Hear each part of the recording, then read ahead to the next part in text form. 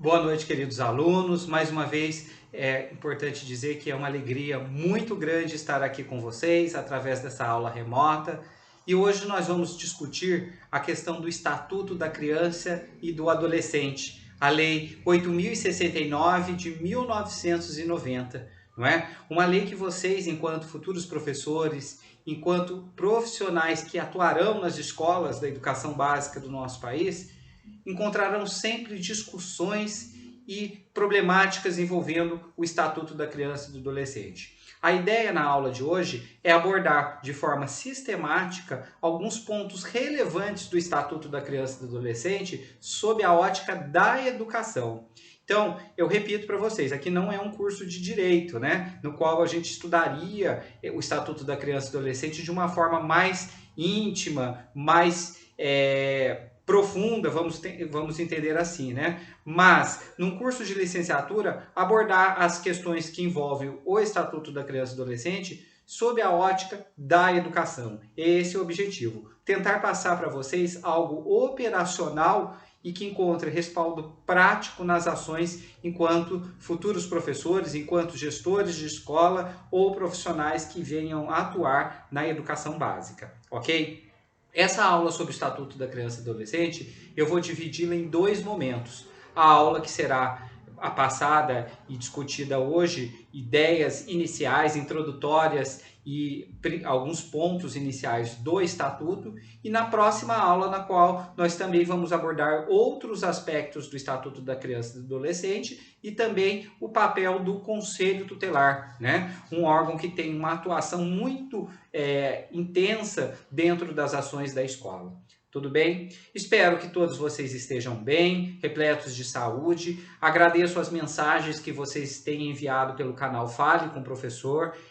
Gosto e quero que vocês continuem enviando mensagens através dessa ferramenta, tirando suas dúvidas, pontuando contradições, elogiando, fazendo os comentários que vocês entenderem oportunos. Tudo bem? Continuemos a utilizar essa ferramenta, que ela tem se mostrado muito eficaz e fundamental para as nossas discussões e principalmente para tirar as dúvidas de todos vocês. Ok? Também gostaria, nessa oportunidade, de parabenizar as atividades de vários alunos, né? Vocês têm feito alguns exercícios, algumas atividades, me enviado, eu tenho corrigido de uma maneira bem rápida e devolvido para vocês com alguns comentários, e eu tenho gostado muito de ver a qualidade de alguns trabalhos. Que tem mostrado principalmente os aspectos reflexivos e opinativos de cada um. Não é aquela opinião, mera opinião, mas opiniões fundamentadas, balizadas e principalmente com respaldo teórico, né, para fundamentar o ponto de vista de vocês. Continue assim, utilizem o nosso material, mas também explorem, né? O estudar, o pesquisar, ele é fundamental e é desenvolvido com grande eficácia quando há esse estudo, essa pesquisa que muitos de vocês estão utilizando, tá? Aqueles que eventualmente tenham alguma dificuldade, continue mandando suas dúvidas que eu estarei aqui aberto a sanar todas essas dúvidas de vocês. Tudo bem? Gente, iniciando o Estatuto da Criança e Adolescente. Como o próprio nome diz, trata-se de um estatuto, né? E aí isso poderia surgir a primeira pergunta: qual é a diferença de um estatuto para um código? Por que não código de menores ou código da criança e do adolescente? Por que estatuto? Quando a gente fala em estatuto, a regra jurídica ela aponta que o estatuto ele tem como principal característica a especialização. O que significa isso? É pensar numa norma aplicada a uma determinada categoria, em que estudos foram realizados com uma profundidade, com carinho, com atenção, e a lei foi elaborada em benefício para aquele determinado público. No caso, o Estatuto da Criança e do Adolescente. Percebam que a gente vai encontrar também outros estatutos em áreas especiais, como, por exemplo, o Estatuto do Idoso, o Estatuto do Torcedor, né, para aqueles que gostam de futebol. Percebam que são normas especiais, voltadas para algumas categorias específicas. E o ECA, o Estatuto da Criança e do Adolescente, ele foi a primeira norma em que se destacou essa ideia da especialização, de pensar numa norma que seja voltada para um público que está em desenvolvimento, que precisa de uma atenção por parte das autoridades estatais, mas principalmente de uma atenção voltada pela família, ou para a família, né? Por isso, a ideia de se pensar no Estatuto da Criança e do Adolescente. É uma lei que data de 1990, né? Se você for pensar na historicidade da legislação brasileira, é uma lei bem recente, né? Nova até, né? Que vem constantemente passando por um processo de aprimoramento. E essa é a ideia do Estatuto da Criança e do Adolescente. Primeira regra, né? Que a gente precisa pensar quando vamos estudar o Estatuto da Criança e do Adolescente. Quem é essa criança e quem é esse adolescente? Pela legislação, pelo Estatuto da Criança e do Adolescente, principalmente de forma muito expressa lá no artigo 2º do Estatuto, criança é todo aquele indivíduo que vai de 0 a 12 anos de idade. Ou seja, todo mundo, todo público que esteja com a idade cronológica de 0 a 12 anos é considerado criança, tá? Essa questão dos 12 anos incompletos, ele tem a ver com a questão da adolescência. Por quê? Porque a partir do momento em que eu passo e completo 12 anos, esses 12 anos já me coloca na condição de adolescente, né? O adolescente, ele tem de 12 a 18 anos. Vai sempre nessa esteira, né? Até os 18 anos. Completou 18 anos, ele passa a ser adulto, né? Capaz civilmente para realizar todos os atos da vida civil.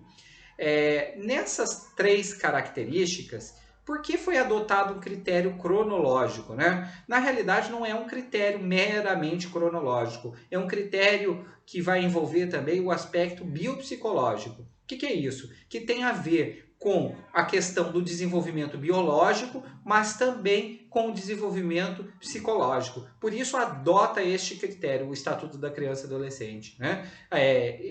Colocando aí períodos cronológicos para diferenciar aquilo que seria criança e aquilo que seria adolescente e posteriormente o adulto, né? Lembrando que anos depois vem a surgir aí o Estatuto das Juventudes, que vai tratar de outras garantias voltadas para um público específico, que isso nós vamos falar num segundo momento, ok? Bom, gente, o que mais que a gente precisa entender sobre a criança e o adolescente nessa regra principiológica, né?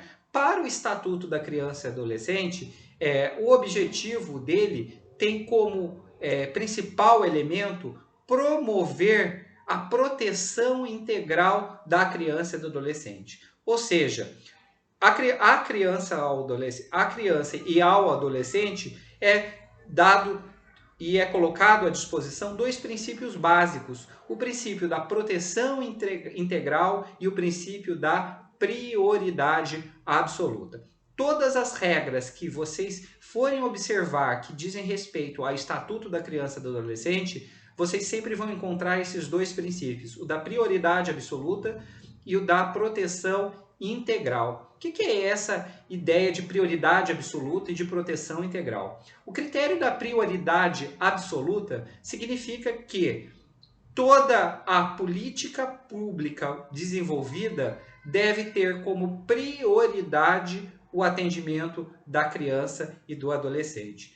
Não só pensar numa política pública em si, mas tudo aquilo que vem ou que pode ser aplicado a esse público, eu preciso garantir essa prioridade absoluta, né? Ao pensar nas políticas públicas, nas mais diferentes áreas, como por exemplo saúde, educação, cultura, desenvolvimento, tecnologias, eu preciso pensar na criança e no adolescente, porque eles terão sempre prioridade. Vejam bem a questão das campanhas de vacinação, né? As campanhas de vacinação, elas têm um forte uma forte atuação, né? Uma atuação mais arraigada, principalmente nos anos iniciais das pessoas, né? Logo no início da vida. Primeiro, por uma questão biológica, né? Do desenvolvimento imunológico da criança e tudo mais. Mas, principalmente, numa proteção, pensando na proteção dessa criança e do adolescente, né? Dessa criança especificamente. né? Como uma forma de garantir a sua própria sobrevivência. Os programas voltados à assistência social, né, direcionados às crianças e adolescentes, os programas de cultura, por conta exatamente desse elemento da prioridade absoluta. O Estado ele precisa voltar suas políticas públicas para a criança e do adolescente. Isso é uma regra que está esculpida lá na Constituição Federal, mas também no Estatuto da Criança e do Adolescente. E com relação à proteção integral, o que seria esse princípio da proteção integral?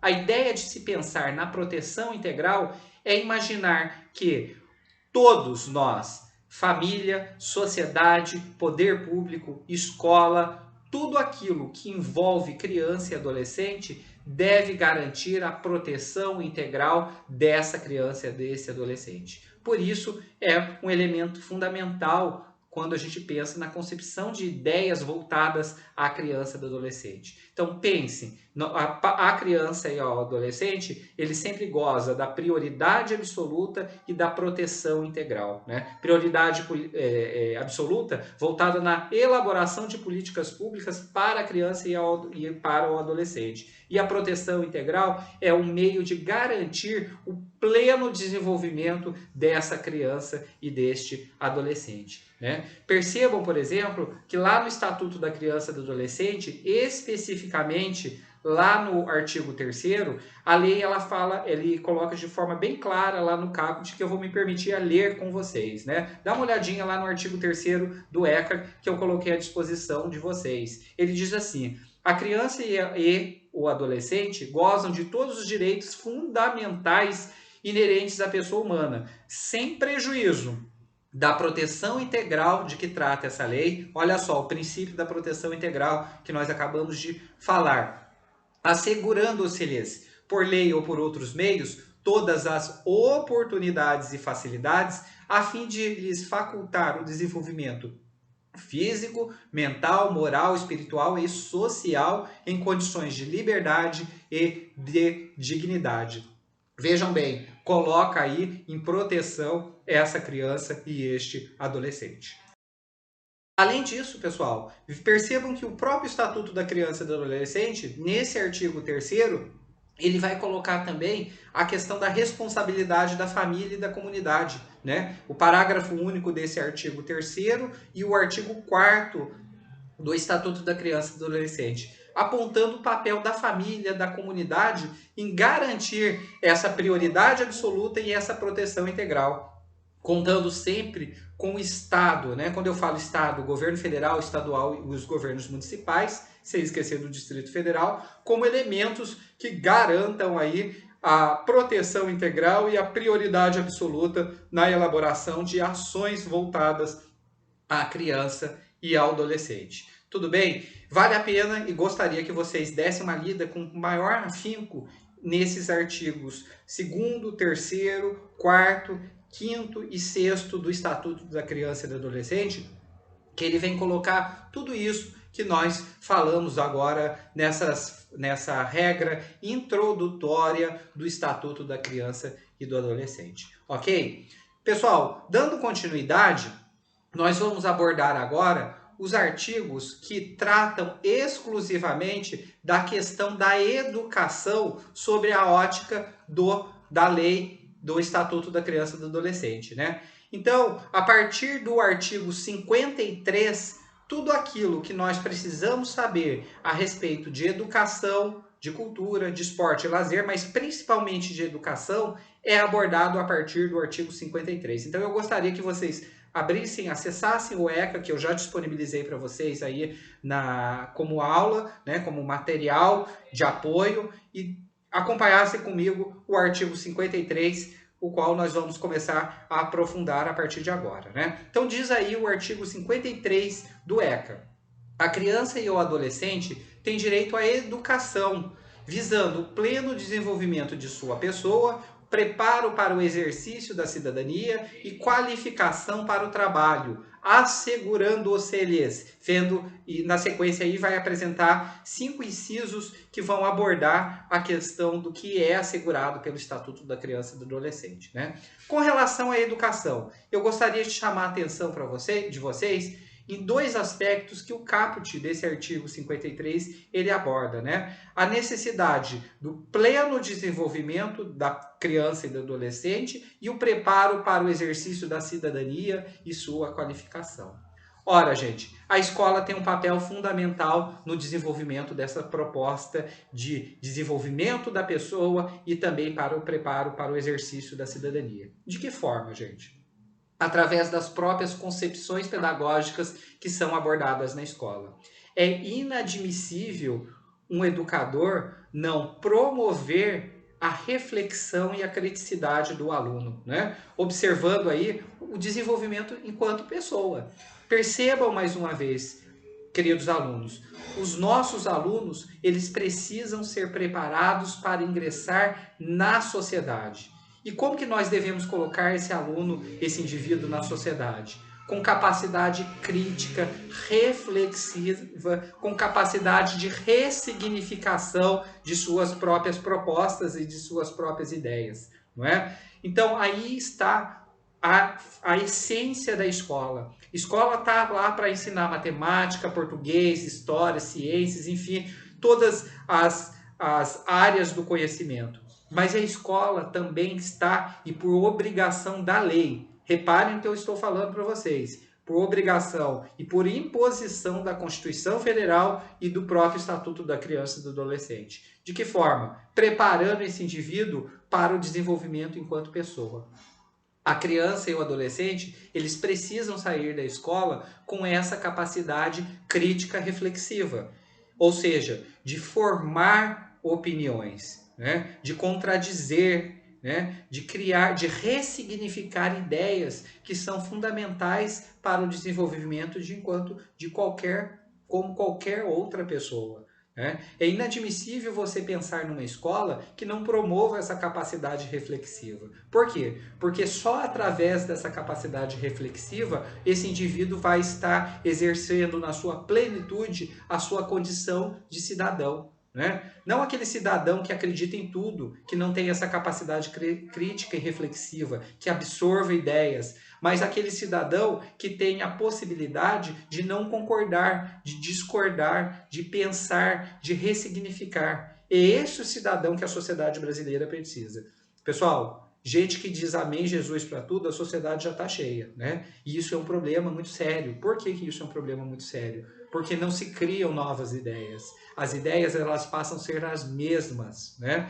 É fundamental que a gente conheça os clássicos, conheçam as contradições, para que possamos, enquanto pessoas, enquanto cidadãos, tirar as nossas próprias conclusões. Essa é a essência do Estado, essa é a essência da educação, não é?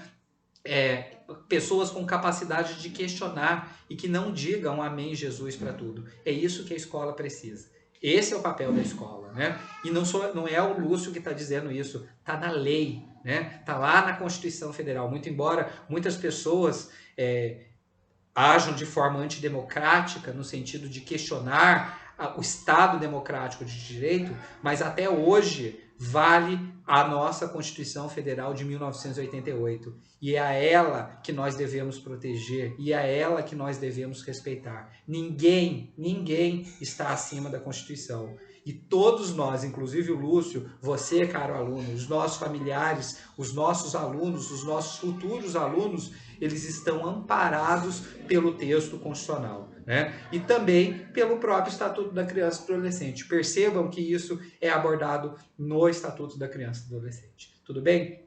O que mais, né?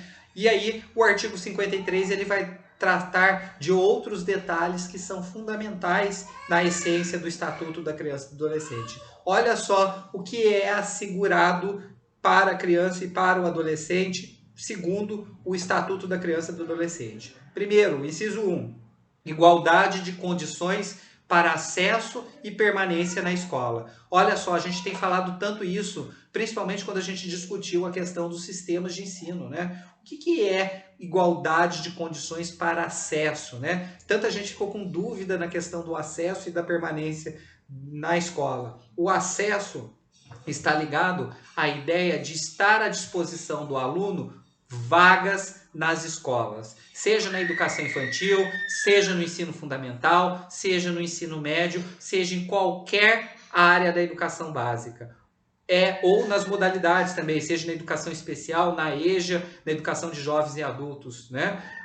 Ou na educação profissional, né? A vaga precisa estar à disposição do aluno, né? E mais, a escola precisa garantir que esse aluno permaneça, que ele frequente a escola, que ele efetivamente estude.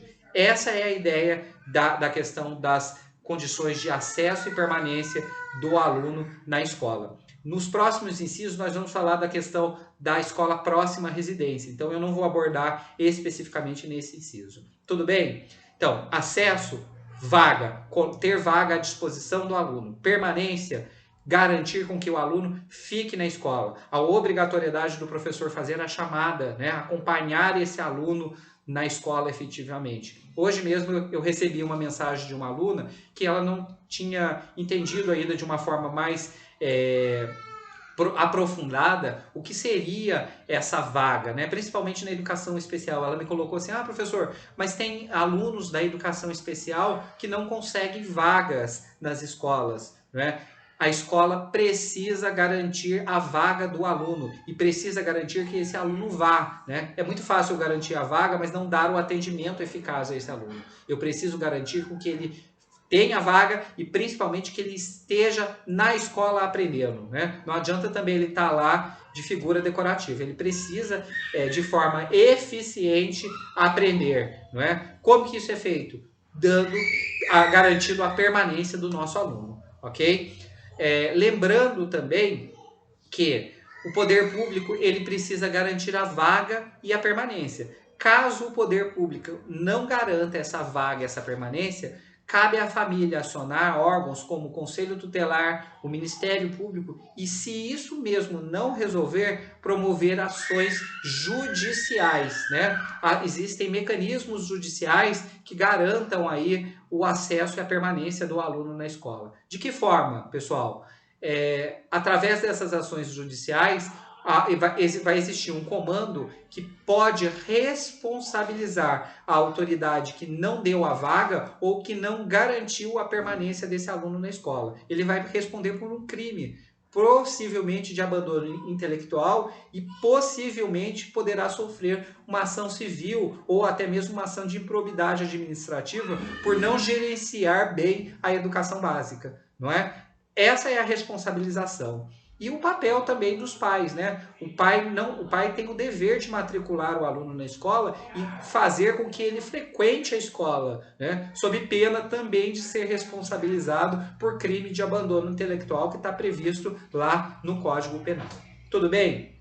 Na sequência, o inciso 2. O que diz o inciso 2 do Estatuto da Criança e do Adolescente? O direito de ser respeitado por seus educadores. Isso é algo fundamental, né, gente? Esse direito de ser respeitado pelos seus educadores não é só aquela questão que envolve a agressão física ou verbal que, infelizmente, acontece em algumas escolas. O ser respeitado é o papel que o educador precisa tentar entender a trajetória desse aluno, a historicidade desse aluno e, mais do que a historicidade, o percurso desse aluno. Nem todo aluno vai ter o mesmo desenvolvimento que eu tive ou que os demais colegas têm dentro da sala de aula, né? Esse aluno tem peculiaridades que são inerentes à sua família, à sua condição social, à sua condição cultural. E esses elementos eles precisam ser respeitados pelos educadores, né? Até mesmo as divergências, né? Tem aluno que, em algum momento, ele pode chegar para o professor e dizer: o senhor disse isso, mas o meu pai disse isso em casa. Esse dizer isso em casa precisa ser respeitado pelos educadores, né? O educador ele não pode fazer doutrinação. O doutrinador não existe na concepção de escola. Professor é mediador. Professor, ele é um indivíduo que está ali para auxiliar no processo de ensino e aprendizagem, né? De discussões e garantir o desenvolvimento do aluno. Ele está ali para promover reflexão do aluno, mas jamais para doutrinar. Essa é a ideia do respeito, né? Respeitar as condições peculiares dos nossos alunos. Apresentar para os nossos alunos aquilo que Santo Agostinho colocava, né? Novas veredas e novas paragens, mas sempre respeitando a individualidade, a historicidade, o elemento de cada um dos nossos alunos. E também, gente, a questão, como nós falamos no início dessa fala, das questões físicas, psicológicas dos nossos alunos, né? Jamais qualquer tipo de agressão, seja física, psicológica, verbal, é inadmissível por parte de um docente. Lembrando que nas regras básicas da didática, o professor ele é o adulto da relação pedagógica e por isso ele precisa respeitar essas individualidades. Essa característica tão fundamental que muitas vezes está sendo esquecida na escola. Tudo bem? Dando sequência, o inciso 3 do artigo 53. Olha só o que ele diz. Direito de contestar critérios avaliativos, podendo recorrer às instâncias escolares superiores. Isso mesmo, gente. O aluno ele tem o direito de não concordar com a nota que lhe foi atribuída, com o processo de avaliação que lhe foi submetido, né? E mais, ele tem o direito de contestar isso, né? Se nós queremos que o nosso aluno seja crítico e reflexivo, como que nós não vamos garantir a possibilidade do aluno de contestar critérios avaliativos?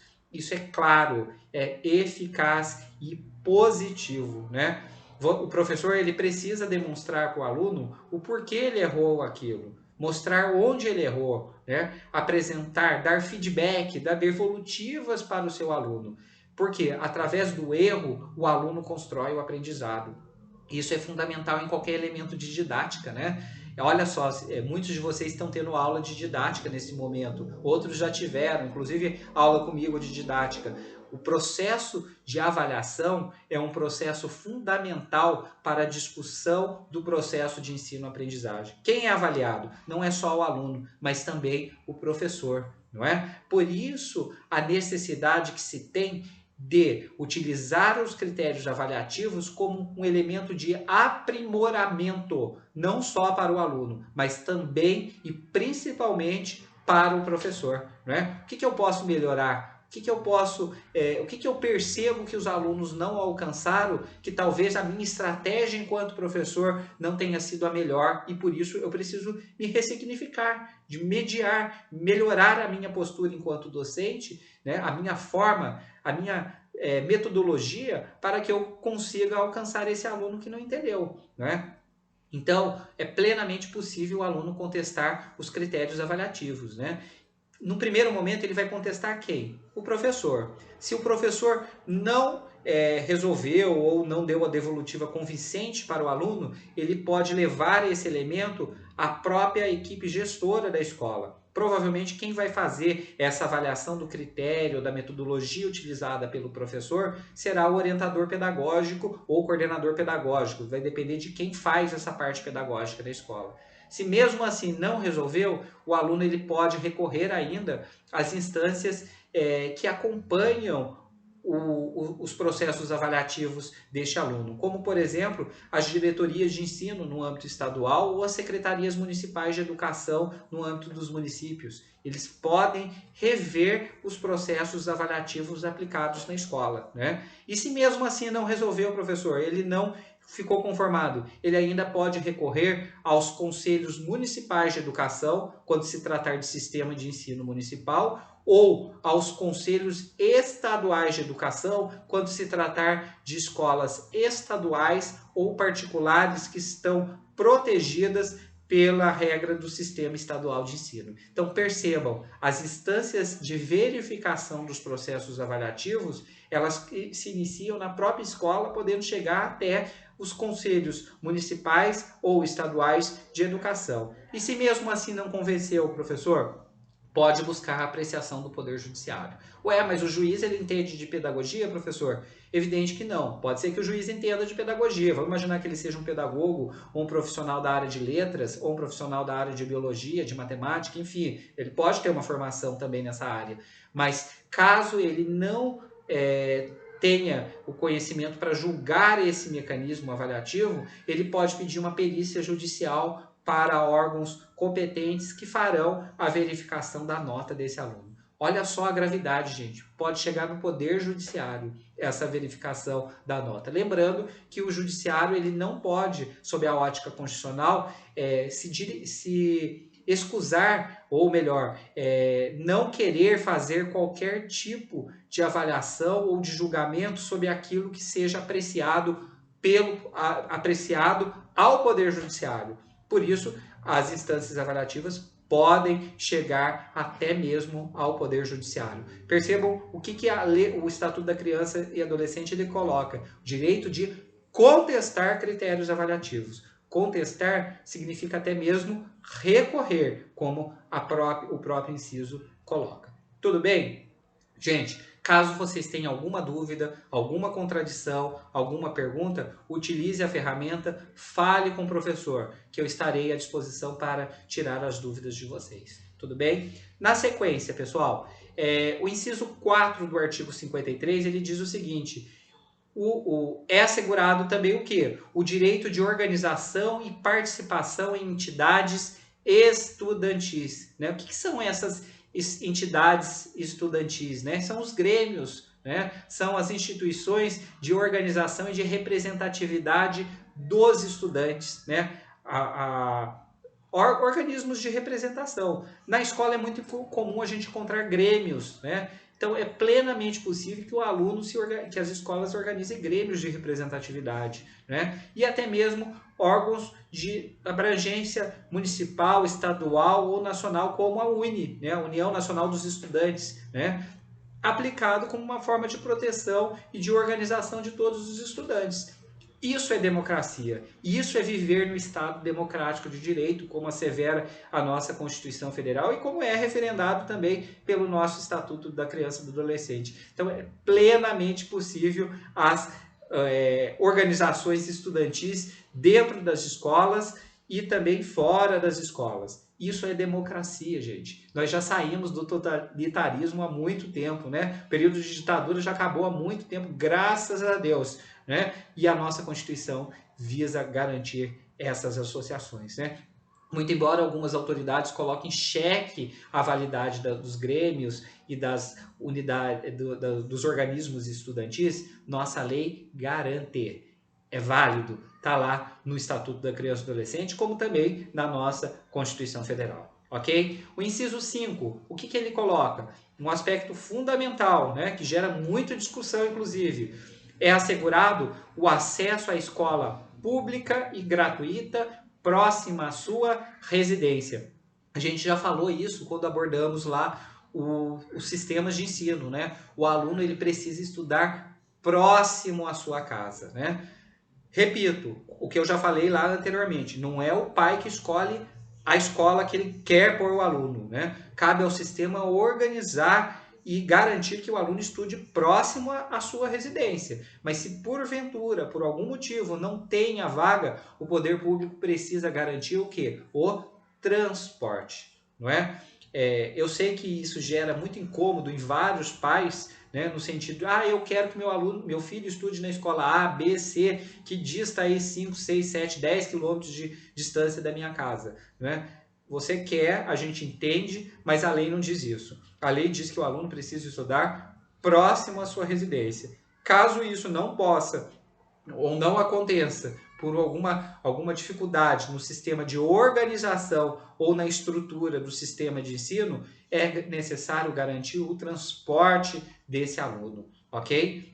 Essa é a regra constitucional que é colocada à disposição de todos e que também é especificada na lei especial. Qual? O Estatuto da Criança e do Adolescente. Tudo bem? Deu para entender, pessoal? Tá bem claro? Vamos dar uma olhadinha no parágrafo único do artigo 53. Olha só o que ele coloca. É direito dos pais ou responsáveis ter ciência do processo pedagógico, bem como participar da definição das propostas educacionais. Esse parágrafo único, ele é de uma clareza e de uma beleza essencial e talvez única, né? Por que isso, gente?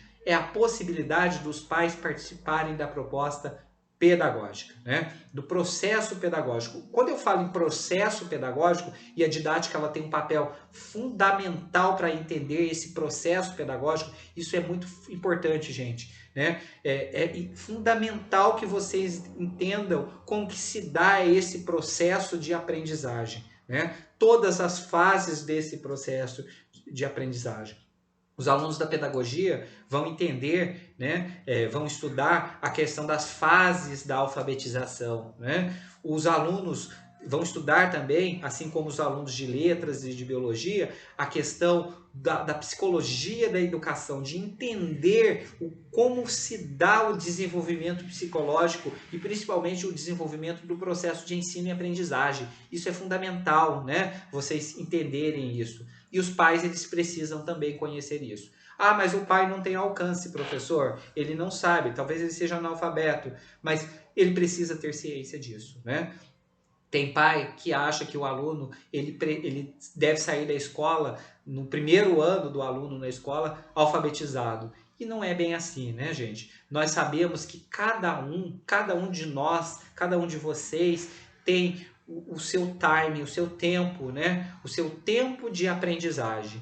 E é isso que o pai precisa entender. E é isso que o Estatuto da Criança e Adolescente ele vem mostrar para os pais e dar como garantia de acompanhar esse processo de aprendizagem. E mais, né, gente? A definição das propostas pedagógicas. Lembrando que o pai ele pode optar ou opinar sobre a proposta pedagógica, mas a proposta pedagógica ela tem que ser vista como uma política pública, né, de benefício a todos. E uma política pública que hoje em dia estão questionando muito é a questão da criticidade do nosso aluno. Gente, se preocupem com isso. Não deixem jamais, enquanto professores, tirarem dos seus alunos o desenvolvimento da criticidade, da reflexão, do processo de ressignificação.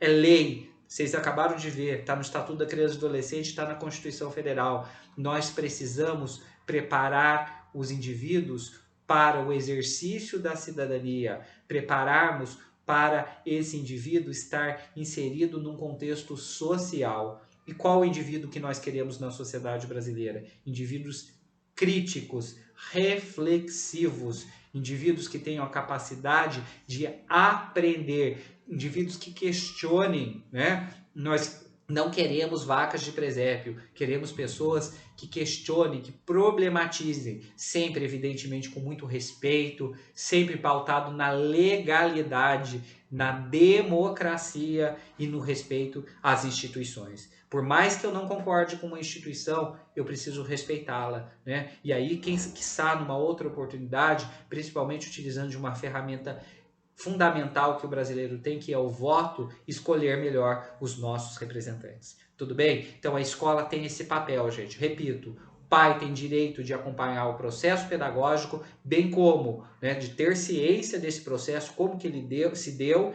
e fundamental de participar na elaboração das propostas educacionais que a escola desenvolveu. Um elemento que a gente já falou quando abordamos lá os sistemas de ensino é a elaboração do projeto político-pedagógico, né? Olha que coisa democrática, né? Que coisa linda dentro de Estado democrático de direito. Todos, comunidade escolar, comunidade onde a escola está inserida, né? Pais, alunos, professores, diretores, todos de uma forma participativa elaborando das propostas dentro do projeto político-pedagógico. Isso é garantia, isso é lei, tá aí para acompanhamento de todos. Tudo bem, pessoal? Alguém tem alguma dúvida, alguma colocação? Por favor, utilize a ferramenta, fale com o professor que eu darei a devolutiva para vocês, ok? Na sequência, nós vamos abordar o artigo 54 do ECA, né? O que diz esse artigo 54? É um artigo mais longo que vai abordar o dever do Estado, né? E esse artigo 54, na próxima aula, nós vamos aprofundar um pouquinho mais esses elementos contidos no Estatuto da Criança e do Adolescente. Tudo bem? Pessoal, na sequência eu vou propor para vocês uma atividade, né? Façam a atividade e dê a devolutiva para o professor, ok? Peço também àqueles que eventualmente não fizeram qualquer outra atividade anterior, que façam essa atividade e postem mesmo com atraso. Eu preciso ter essa devolutiva de todos vocês, tá bem? Espero que todos estejam bem, fiquem bem. Na próxima aula nós continuaremos as abordagens do Estatuto da Criança e do Adolescente. Um grande abraço a cada um de vocês, fiquem com Deus e até a nossa próxima aula. Um grande abraço fraternal e cuidem-se, tá, gente? Logo, logo estaremos juntos mais uma vez. Tudo de bom.